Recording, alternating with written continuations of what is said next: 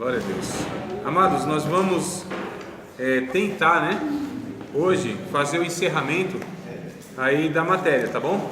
Eu vou convidar vocês para abrir o livro na página de número 74, lembrando que a 74 vem antes da 75. As pares não foram numeradas, e aí toda vez essa piada que já está gasta. Mas tudo bem, vamos lá.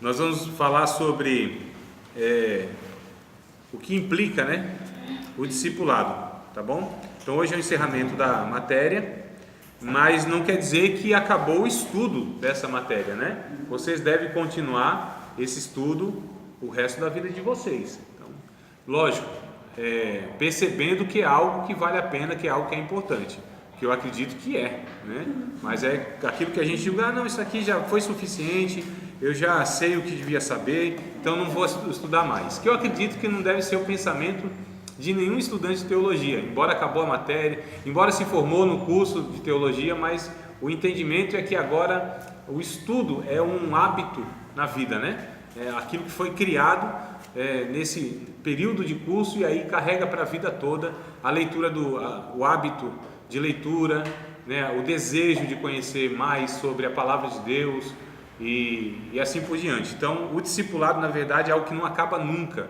na nossa vida.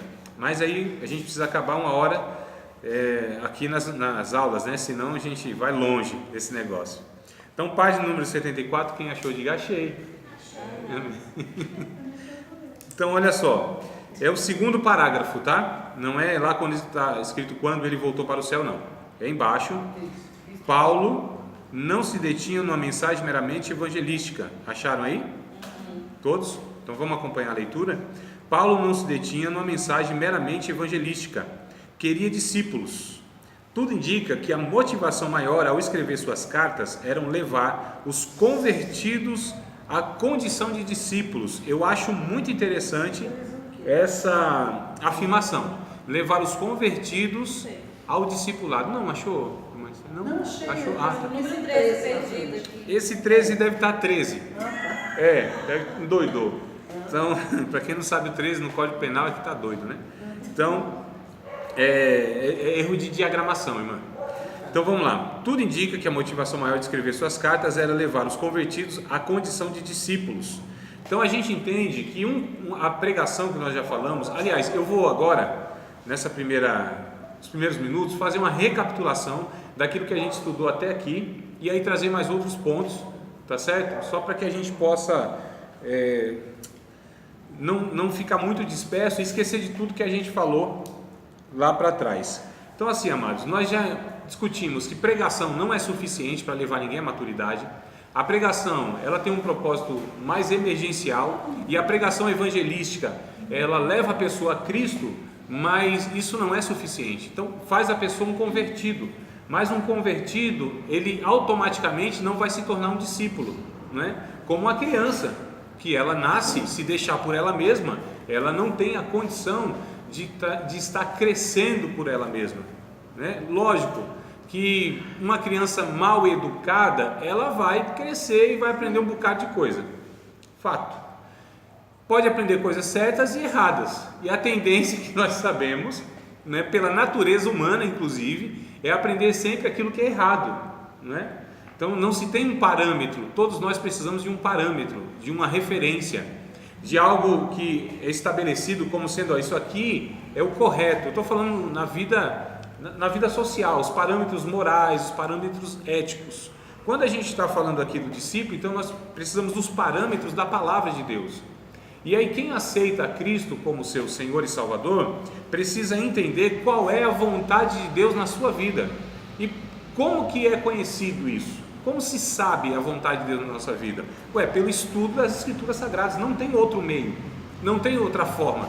Não é através de oração, amados, que nós temos esse entendimento.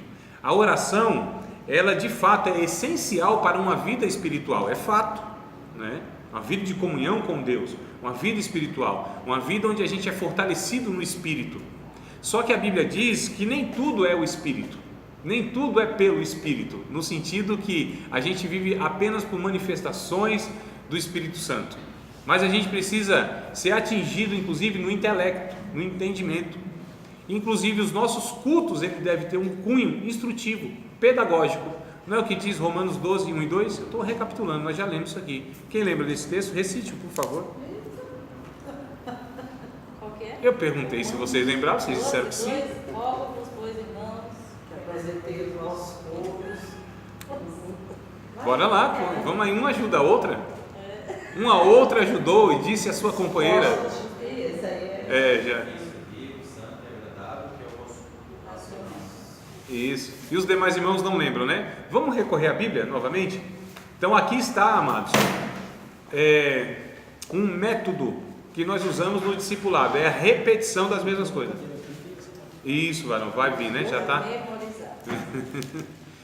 Então vamos lá. Rogo-vos, pois, irmãos, pela compaixão de Deus, que apresentei os vossos corpos como sacrifício vivo, santo e agradável a Deus, que é o vosso culto racional, para que experimenteis, não vos conformeis, não é isso que diz? Não vos conformeis com este mundo, mas transformai-vos pela renovação do vosso entendimento, para que experimenteis qual seja a boa, essa é a sequência, boa, agradável e perfeita vontade do Senhor. Olha só, como que eu sei esses dois textos? Eu tenho uma mente brilhante? Minha memória assim é de elefante? Claro que não. Não, amados. Eu li muitas vezes, eu refleti nesse texto, eu aprendi esse texto, eu não decorei esse texto, eu aprendi esse texto, por um desejo intenso de entendê-lo. Eu estudei esse texto, eu estudei esse capítulo, eu estudei esse livro de Romanos, eu estudei toda a Bíblia e continuo estudando, e é isso que a gente precisa fazer. A gente precisa ter um interesse profundo nas Escrituras Sagradas. Não haverá jamais uma vida de discipulado se não for por uma reflexão, por um estudo, por um examínio, por um escrutínio, por uma leitura diária. Escrutínio, se escrutina, né? Onde vai se prescrutando, vai se sondando, vai se aprofundando, onde a gente vai lá no fundo. Essa é a palavra, né? Então não haverá vida espiritual de discipulado adequado se não houver pelo discípulo um estudo das Escrituras Sagradas. Não tem como. Isso tem que ser o anseio de todo cristão? Eu acho estranho, eu acho muito esquisito uma pessoa que se diz convertida, que teve a experiência do novo nascimento, não desejar as Escrituras Sagradas. Eu acho estranho, eu acho muito esquisito, amados. Eu fico pensando, isso não cabe na minha cabeça.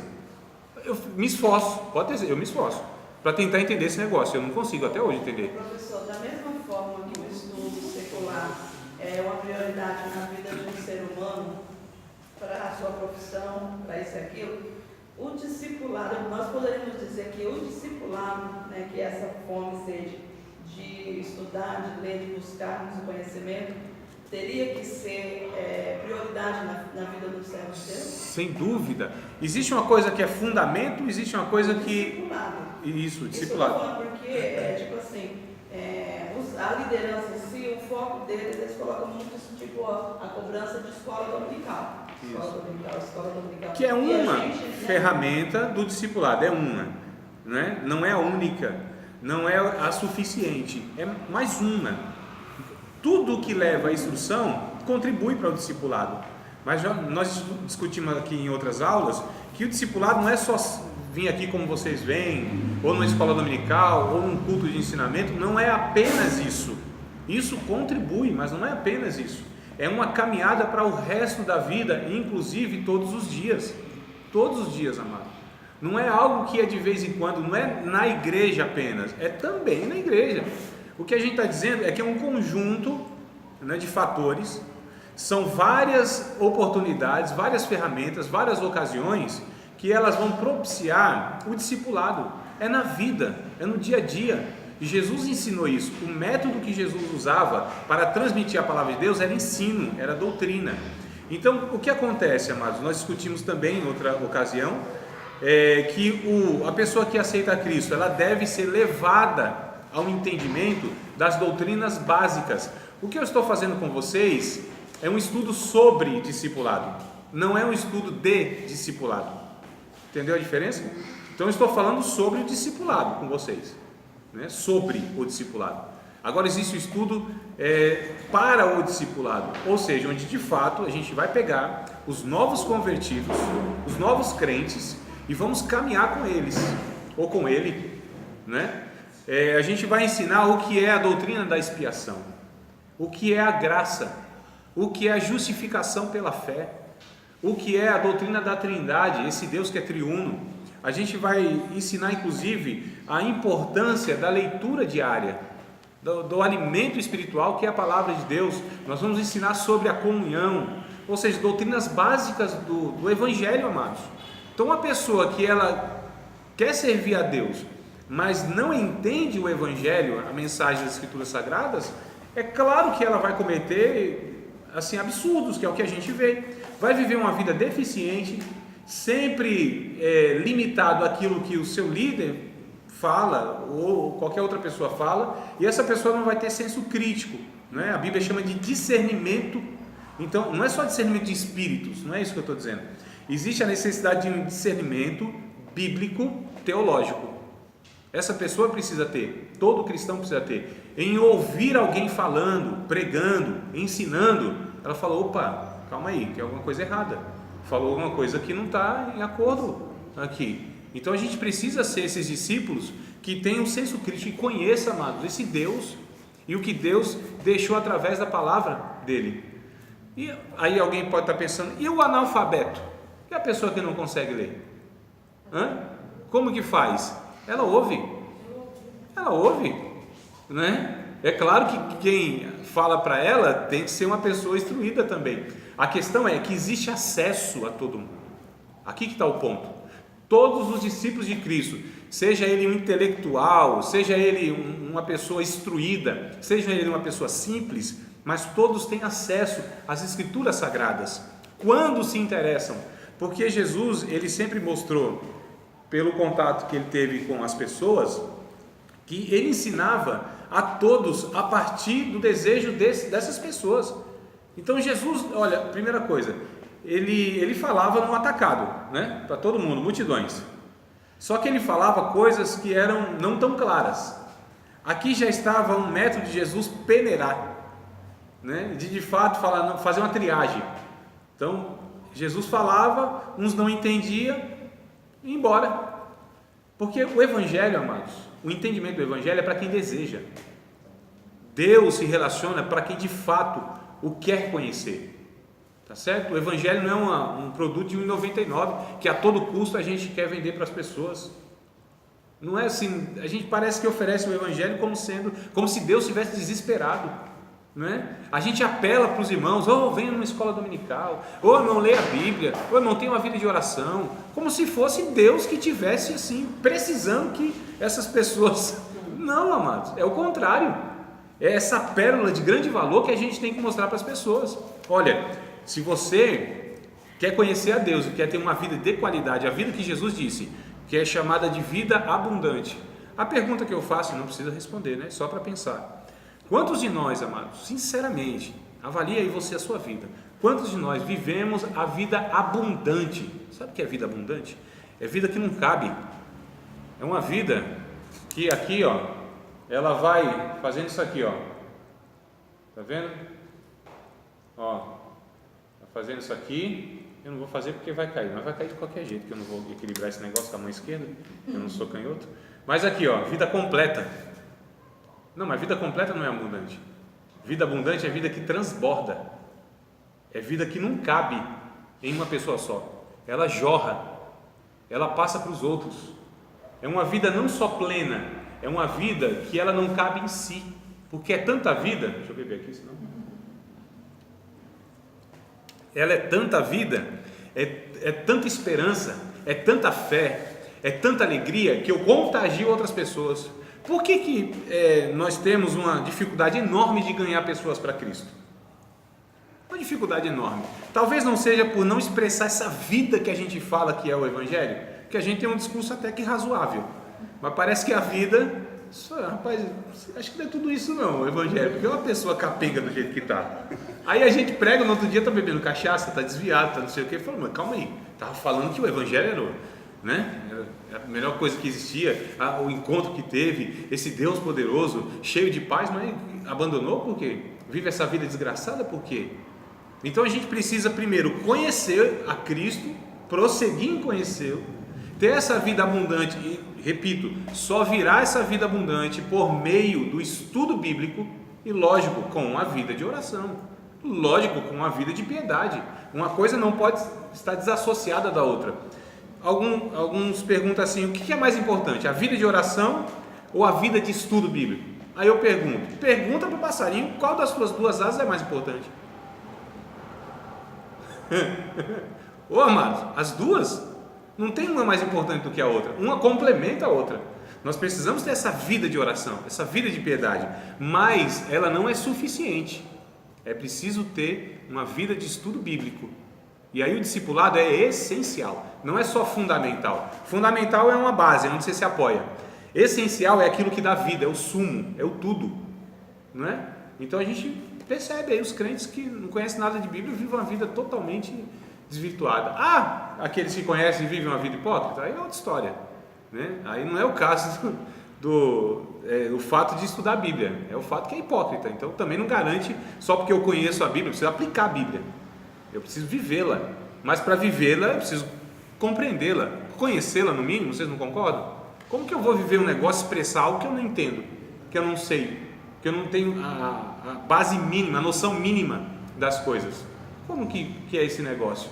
Então a gente entende que os nossos cultos, eles devem ser algo que atinge a mente e transforme a mente, junto, amados, com quebrantamento, claro, porque entre o saber e o fazer tem aqui o que liga, que é o quebrantamento. Professor, esse negócio de culto racional é uma coisa tão interessante. E Paulo fala assim, vocês falam em língua e não entendem, é melhor não falar. Exato. Peçam que o Senhor coloque também a interpretação do que vocês falam, porque vocês falando e não entendendo, com a gente mesmo, né? Exato. É uma coisa frutífera. É o que está escrito na Bíblia, né? Está escrito. Olha que coisa interessante. Paulo disse: eu prefiro falar 5 palavras do meu entendimento do que 1000 em línguas estranhas. E a gente pensa. É o contrário de hoje, dos pentecostais nossos. Né? É interessante, né? Que a gente vai aprendendo, vai ficando. A gente pensa assim que de repente, porque está pulando, né? Não conta da hora. Mas olha que coisa interessante, né? Olha que coisa interessante, quer dizer, falar em língua, tá? Entendeu? Não, então fica quieto, peça que Deus interprete o que você mesmo faz. Mas por que se tem esse comportamento? Porque tem um entendimento equivocado. Tudo parte de um entendimento, amados. Um entendimento equivocado vai levar a um comportamento equivocado. Um comportamento equivocado vai levar a uma vida equivocada. É simples assim, né? Então existem os passos. A partir daquilo que eu compreendo, aquilo que eu compreendo é o que vai me levar a crer. A partir daquilo que eu creio, eu vou expressar aquilo. Então é fato. Isso é simples assim. É algo natural no sentido da sequência. Então quando a gente tem um entendimento adequado, irmãos, é provável, é muito mais fácil eu ter um comportamento adequado, porque eu tenho um entendimento adequado, eu tenho a clareza de Deus na minha vida. E aí se eu não faço aquilo, nossa, aí eu estou indo contra uma consciência, aí é perigoso, é um negócio complicado. Tem pessoas assim? Tem, mas é bem mais difícil. Uma pessoa que sabe a vontade de Deus, conhece a vontade de Deus, porque a Bíblia transforma. A Bíblia, ela traz, não é só uma questão intelectual, filosófica, conceitual, ela traz, a partir do entendimento, ela traz toda uma nova vida, amados.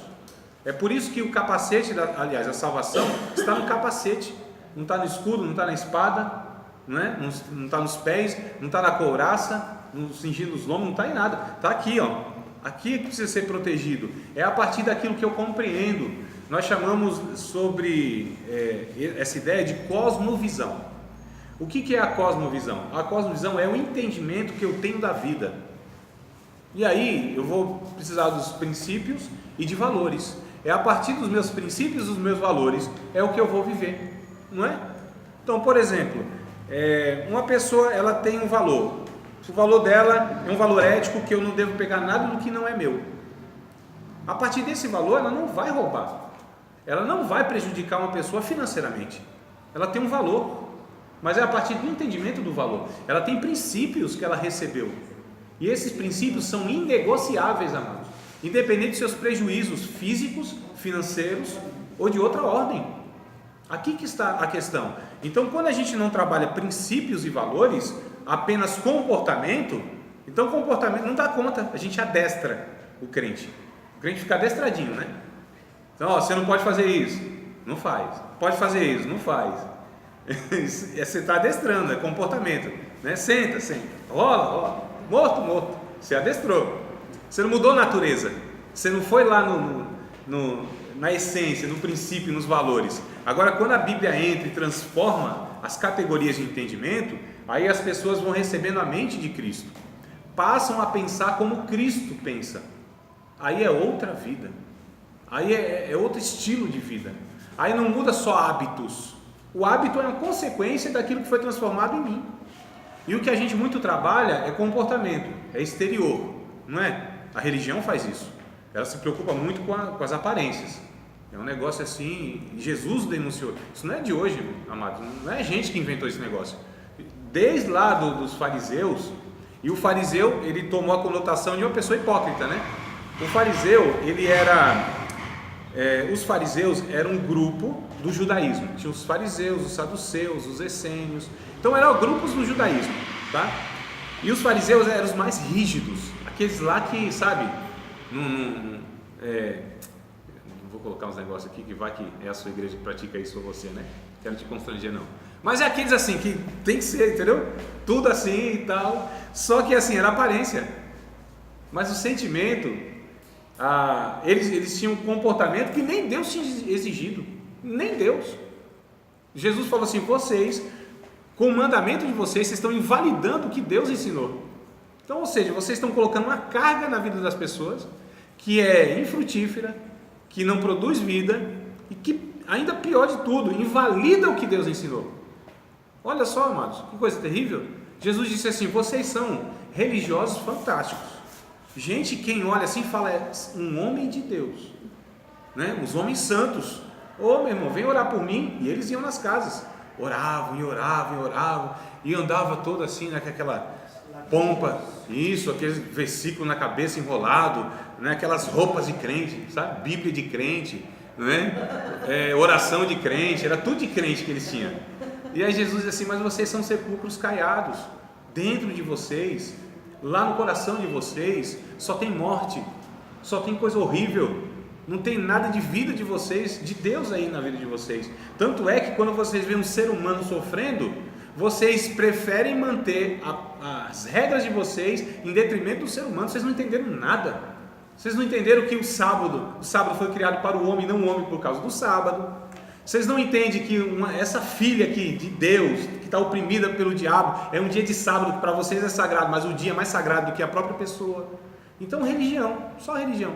Não trabalhava essência, caráter, né? Só aparência. E aí a gente sabe muito bem disfarçar. Nós somos esse povo que fomos adestrados e ensinados a viver por aparência, independente de qualquer coisa. Não demonstra nada. E aí o discípulo, ou aquele que discipula, ele precisa inclusive falar para o discípulo que ele é igual a ele, que tem limitações, que tem pecados que ele ainda está tentando vencer, porque não está fácil a vida para ninguém. Não é, amado? Só que o que a gente é ensinado como obreiro, pastorinho? Não, se mostra forte em toda situação. Vai a gente expor um pecado nosso para o povo. Estamos lascados, irmão. Desculpa. A gente pelos discípulos que não foi instruído. Você falou, a gente, suponhamos, eu estou em pecado, eu vou me expor, suponhamos aqui um grupo. Eles mesmos não estão discipulados para receber o meu pecado, para me discipular por causa do meu pecado. Existe uma maturidade de entendimento que todos nós temos as nossas limitações, nossas fraquezas, não é? A questão é que a gente precisa mostrar quem nós somos. A sinceridade, a honestidade fez com que Deus chamasse um homem que cometeu adultério, homicídio e que se orgulhou de um homem segundo o coração de Deus. Olha só, como que pode, na nossa cabeça religiosa, como que Deus pode falar, esse é um homem segundo o meu coração? Se o cidadão, porque o que Davi fez, olha só, foi um negócio grave, não foi não, irmão? Igual o jogador, né? Hã? Foi o quê? Foi igual o jogador que faleceu agora. E ouva, não é? Bom, eu não sei nem o desfecho lá direito, então não. Mas, É mais ou menos. mais ou menos, né? O cabra lá fez o que não devia, né? Tanta mulher no mundo vai pegar logo uma mulher casada.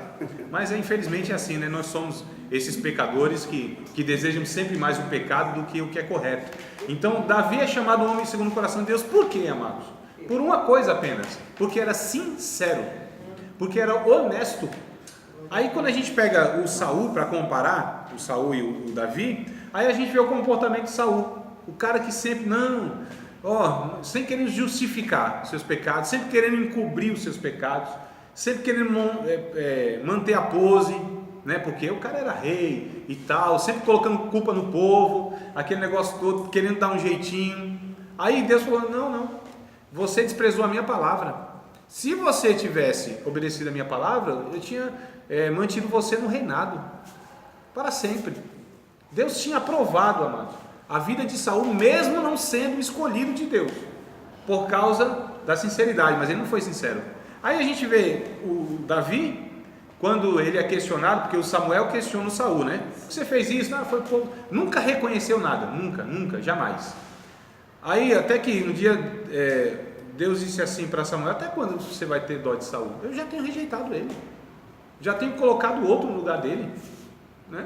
Ou seja, ele é hipócrita, ele não vai reconhecer nunca, ele vive de aparência. Deus não respeita a aparência de ninguém, amados. Deus, ele não aceita gente hipócrita. A batalha de Jesus na sua vida aqui na terra foi contra os religiosos hipócritas, os pecadores, as prostitutas, os ladrões, gente ruim. Jesus nunca ele reprovou, sempre tratou com acolhimento. Diz assim, vai, não peca mais não, olha, a palavra para você é essa, jamais. Agora hipócrita, Jesus teve embates assim terríveis. Foi a dificuldade do ministério de Jesus foram os pastores, obreiros, pregadores e professores de teologia na época. Foi, amados. Sim, parece engraçado, mas não é? Lógico que eu estou aqui contextualizando. Mas o problema de Jesus não foi com os pecadores confessos, não foi com os pecadores arrependidos, foi contra essas pessoas que queriam manter uma aparência diante de Deus. Diante de Deus, todos nós estamos nus, pelados, nu com a mão no bolso. Essa é antiga, os meninos nem sabem aqui, né? Nu com a mão no bolso. Então, assim, diante de Deus, a Bíblia diz em Hebreus, capítulo de número 4, verso de número 12 e 13, vamos lá ler o texto, só para a gente saber como que todos nós, porque a gente precisa entender algumas verdades bíblicas, irmão, para que a gente possa viver o discipulado e discipular pessoas. Se a gente não entende essas coisas, aí fica complicado, porque a Bíblia diz, olha, a palavra de Deus é mais penetrante do que espada alguma de dois gumes, penetra até a divisão da alma e do espírito, das juntas e das medulas, e é apta para discernir pensamentos e intenções do coração. O verso 13 vai dizer, todos nós estamos diante de Deus, todos nós, amados, todos, sem exceção, diante de Deus. Todas as coisas, inclusive, estão diante de Deus, nuas e patentes, todos nós, tudo, todas as coisas, diante de Deus não tem como esconder. Então a gente precisa ser sincero, a gente precisa falar com aquele que a gente está discipulando, que a gente também é igual a ele, que o mestre, porque no discipulado o mestre não sou eu, não é o pastor, o mestre é Cristo, amados, e todos nós somos condiscípulos, ou seja, somos discípulos com aquela pessoa, que estamos sendo discipulados, que já temos uma certa maturidade, que agora estamos discipulando essa pessoa. É simplesmente isso, um compartilhar da vida, não é? Então a gente não pode ter essa ideia de que a pessoa que discipula é aquela que sabe tudo. Não, a gente precisa ser um igual, a gente precisa ser sensível, se compadecer daquela pessoa, ter o entendimento de que o novo convertido é preciso ter muita paciência. É por isso que adolescentes e jovens, eles sofrem bastante na igreja, onde tem obreiros que são imaturos e querem exigir deles a mesma coisa que eles têm com 50 anos, 60 anos de idade, com 30 anos de evangelho, com a compreensão toda. Calma, não é assim. O discipulado é você ter muita paciência, é educar uma criança. Eu não estou dizendo para ser conivente com o pecado de ninguém, para aceitar pecado de ninguém, mas para compreender aquela pessoa. O compreender é meio caminho andado, para que a gente ajude a pessoa. O compreender não é concordar. É entender as limitações, as dificuldades e as fases e as etapas e as limitações das pessoas, né? E a gente, inclusive, precisa olhar para nós. Ah, não, hoje, benção pura, eu já venço os pecados aí e tal, tá tudo tranquilo. Então, mas não foi assim quando você aceitou Jesus. O trabalho que você deu para o seu pastor, lembra? Não precisa confessar pecado agora não. Mas lembra, amados, a dificuldade que a gente deu dificuldade enorme para os nossos pais. Alguns nem tanto, né, Yuri? Mas é sério, amados, eu estou falando mais assim com nós adultos e tal, quarentão como eu, para cima, não é? Então assim, a gente tem que parar, pensar e olhar para trás. O quantas pessoas nos ajudaram, nos compreenderam, tiveram misericórdia, nos ensinaram. Ah, André, não foi assim, você não sabe quanto eu sofri. Mas não repita isso então, acabou. Quebra esse ciclo, não é? Também não é porque não recebeu, que não recebi nada, agora também é minha vez. Agora eu vou me vingar. Não, quebra o ciclo, né? Faça o que seu pai não fez com você, né? Tenha misericórdia do seu filho que seu pai não teve. Discipule, você não foi discipulado, mas discipule. Você não teve ajuda, mas ajude. Ah, eu aprendi na raça, se não fosse o desejo que Deus colocou no meu coração, se eu dependesse de fulano, ciclano e beltrano, eu estava perdido. Mas quebre isso, faça você agora a diferença. Não repita os pecados que você reprovou lá com as outras pessoas. É simples assim, não é, Márcio? Na teoria, na prática que é o desafio, na prática é o desafio. Então vamos voltar aqui. Eu estou fazendo toda aqui essa introdução longa para falar sobre amor. Não é?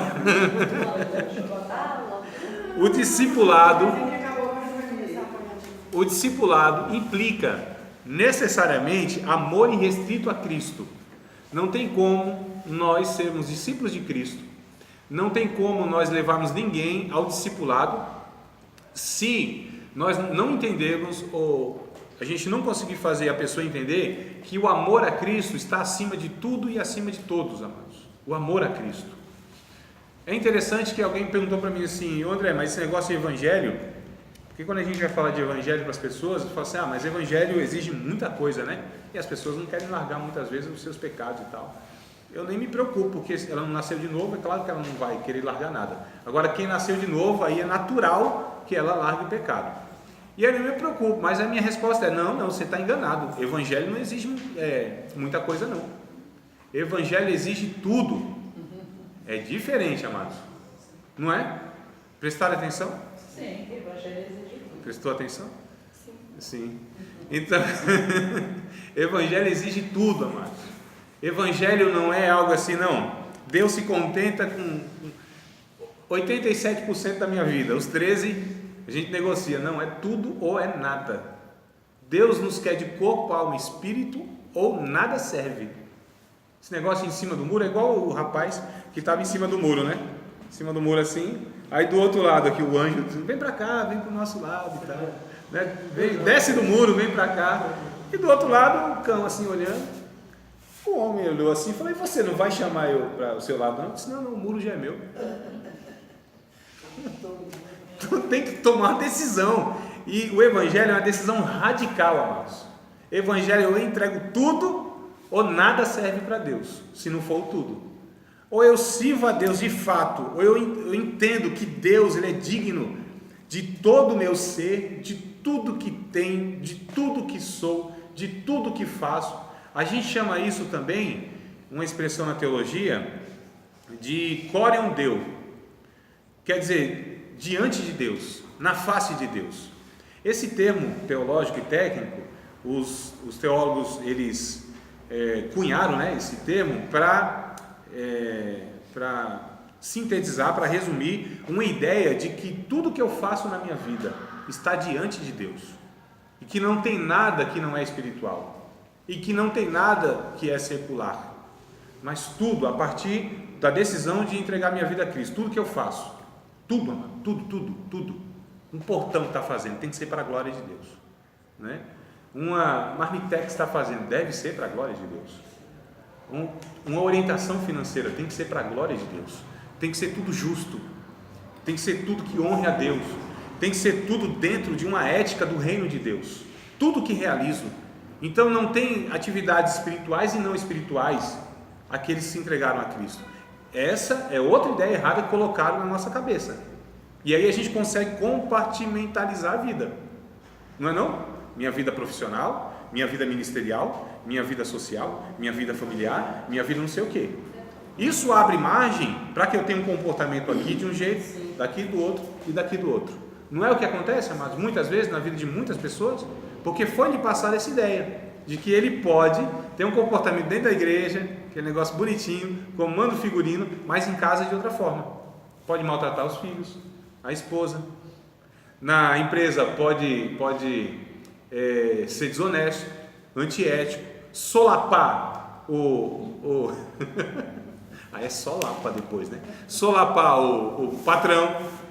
Então assim, abre margem para tudo isso, mas o discipulado é uma vida diante de Deus. Sim, é uma vida que eu faço tudo. A Bíblia diz: quer comais, quer bebais, ou façais qualquer outra coisa. Façais tudo para a glória de Deus. 1 Coríntios 1, 10 e 31, é isso? 10 e 31, me ajudem aí. Acho que é 10 e 31, né? Alguma coisa assim. Então, amados, o discipulado implica amor irrestrito a Cristo. Amar a Cristo com todo o meu coração, com todo o meu entendimento, com todas as minhas forças, com todo o meu intelecto. Eu acho que é 10 e 31, não é? Você pode ler, por favor, para a gente? Portanto, quer comais, quer bebais, ou façais outra qualquer coisa, fazei tudo para a glória de Deus. Tudo tem que ser para a glória de Deus, amado. Tudo. Tá certo? Tudo tem que glorificar a Deus. Tudo tem que honrar a Deus. Vocês lembram da oração do Pai Nosso? Deve lembrar, né? Não é possível isso. Pai Nosso, que estás no céu, santificado seja o teu nome, venha a nós o teu reino. é o teu reino. Tá bom, mas deixa para lá, é só. Já falaram que eu gostaria de pegar. Pai Nosso que estás no céu, santificado seja o teu nome. A minha pergunta é: como que eu posso santificar um nome que já é santo? Como que eu posso santificar o nome de Deus? Através da minha vida. Exato, exatamente. Queria ter uma filha assim. Então, exatamente isso. Exatamente isso que está, amados, no ensino dessa oração. Santifica o teu nome, quer dizer, na minha vida. É na minha vida que eu devo santificar o nome de Cristo.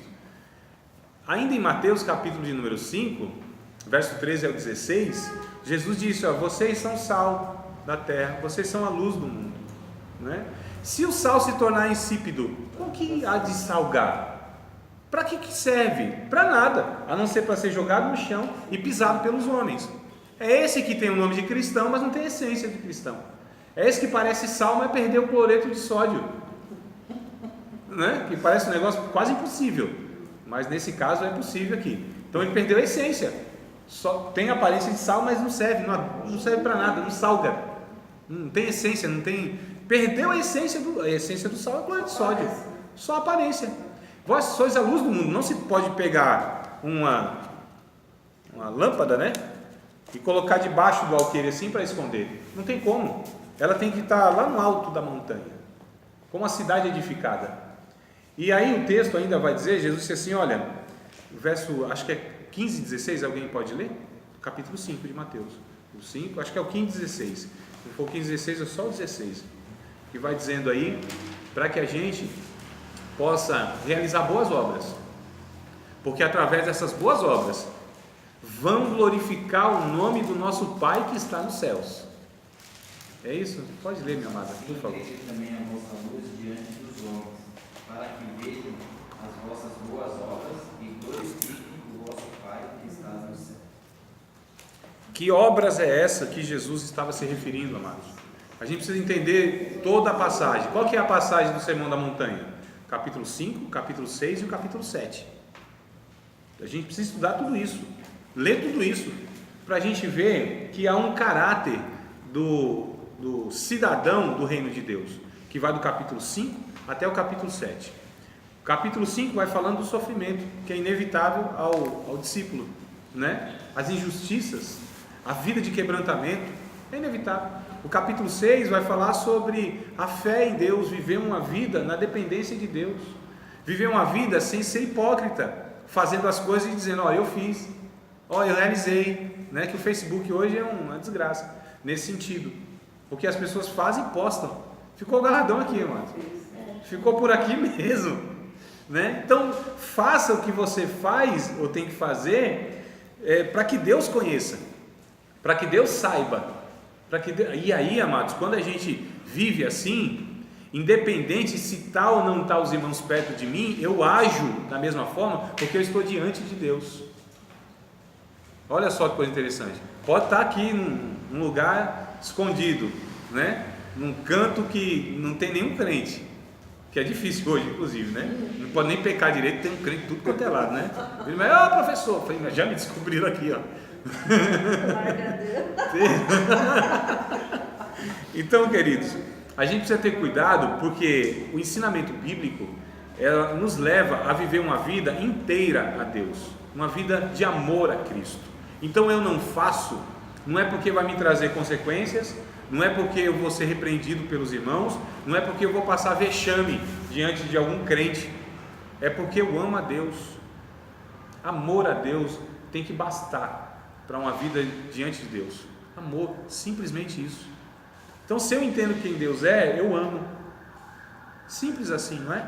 Se eu sou ensinado na Bíblia a respeito da minha pecaminosidade, da graça e o que Deus fez comigo, amados, não há possibilidade de eu não perdoar uma pessoa, por exemplo. Porque o perdão que Deus me concedeu é algo assim inimaginável.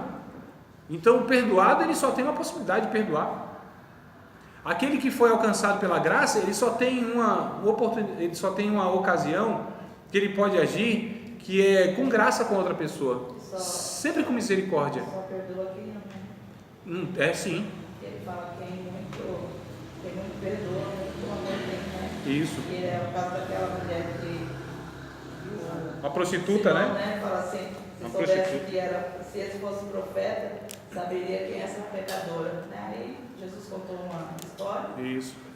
Sempre com religioso, né, Ângela? Sim. Porque Simão era um religioso assim que se esse fosse profeta, ele saberia que essa mulher é pecadora, que é prostituta. Ele pensou, né? Pensou, exato. E aí Deus conhece todos os pensamentos, né? Aí Jesus disse, Simão, vou contar uma historinha para você. Contou a história e tal. Falou assim, essa mulher, eu entrei aqui em tua casa, tu não me deste um beijo, um ato de carinho. Você não é nem educado, Simão. Bruto, ignorante, né? Nossa. Amados, como que pode um discípulo de Cristo ser conhecido pela sua aspereza, pela sua brutalidade? Um dia o irmão perguntou, você está nervoso, varão? Eu falei, não, porque eu acho que eu estava. Eu falei, não, estou empolgado, é diferente. Empolgado, fico empolgado, aí leva a voz, né? A gente fica vermelhinho e tal, estou empolgado. Empolgado é uma coisa, mas nervoso eu não fico, não posso ficar nervoso diante dos irmãos, não posso desrespeitar ninguém, expor ninguém. Já fiz isso algumas vezes, me arrependi, todas as vezes, né? Foi chato. E inclusive uma irmã disse assim, André, que eu tive que pedir perdão, né? Foi, minha amada, desculpa aí, eu estava no culto e publicamente, né? Falei de uma forma assim bruta, que me incomodou muito. E eu falei, minha irmã, me perdoa. Ela falou assim, André, não se preocupa não, fica em paz. Eu só achei estranho, porque você não é assim. Por um lado eu falei, opa. Então, graças a Deus que não é um hábito meu, foi uma escorregada, né? Eu só ali, o velho homem assim surgiu e eu me indignei. Oi? Então, porque ele ressuscita nas horas mais inesperadas possível. Era no culto, mano. O presbítero dirigindo o culto, o velho homem ressuscitando assim, do nada. Você sabe o que acontece isso nos cultos. Sentimento, nem sempre a gente expressa, a gente guarda, né? Fica ali, né? Então, tudo ali. Esse ambiente é propício para hipocrisia, amados. Ali a gente segura tudo, aguenta tudo. Aí em casa é só murmuração e tal, porque saiu do ambiente, né? De hipocrisia, do teatro. Saiu da representação, tirou a máscara. Então a gente precisa mudar a natureza para mudar comportamento. Quando a gente quer manter comportamento sem natureza transformada, amado, é um negócio complicado. E um dia aflora isso, né? Um dia aflora. Agora, quem conhece de fato quem é discípulo ou não é dentro da casa, da família.